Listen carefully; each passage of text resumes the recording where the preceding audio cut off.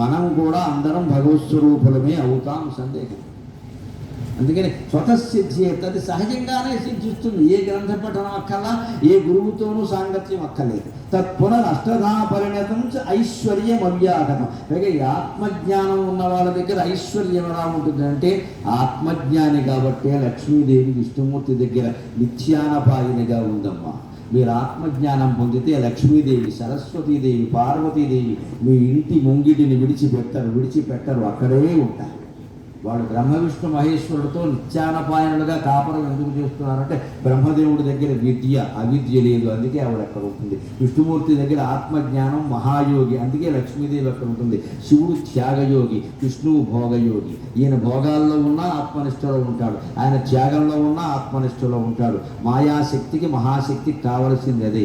అందుకే ఆవిడ 3 రూపాల్లో వాళ్ళిద్దరిని విడిచిపెట్టకుండా ఉంది ఖచ్చితంగా. అలా మన ఇంట్లో కూడా